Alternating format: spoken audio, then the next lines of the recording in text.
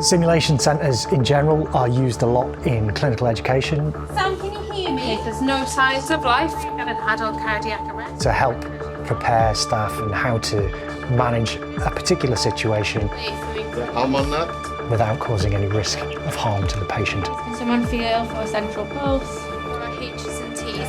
Sam, if you... We've got that blood coming.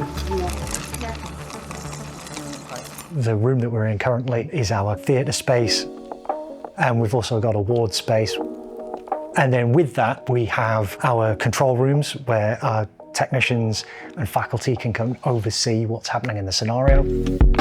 Flexibility was really important to us when we were looking for a new system to put into the new centre. Their brief was lovely and clear, but they also put enough faith in us to run with the solution and deliver something that we knew would work and be as expandable as they need. In terms of audio, Adlib suggestions technology has been fantastic. Fixing microphones to people under multiple layers of scrubs would simply be impractical. And the CCC2 is by far the best thing we have found for automatically tracking the loudest source in the room and focusing in on it. The coverage has been fantastic. You can pick out the detail no matter where people are in the room. Oh, there's the blood gas. Oh yes, there it is. Let's have a little look. We also provided 4 RCF ceiling speakers in each room, together with additional loudspeakers by each patient bed for patient voice relay. I think I'm going to be sick.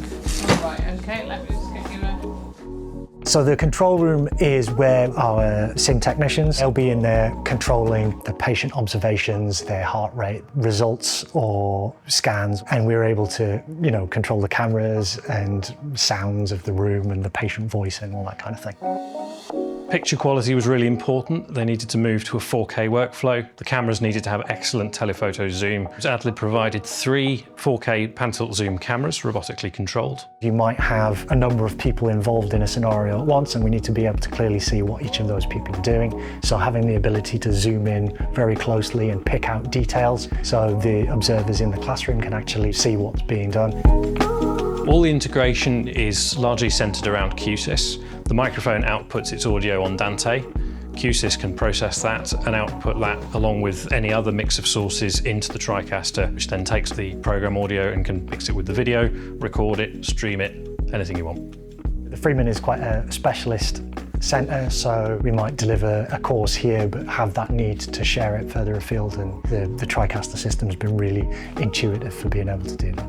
And then whatever's happening in the scenario is streamed through to our classrooms where the rest of the group are observing, and then they kind of unpack the learning and discuss the key points of the scenario. The interface on the QSYS touchscreen is custom designed. We've been able to remotely dial in and modify it to their tastes as they have lived with the system for a while. Having access to the QSYS system's been really, really valuable. The phrase I keep coming back to is the flexibility of the space, and QSYS enables us to be very flexible with that.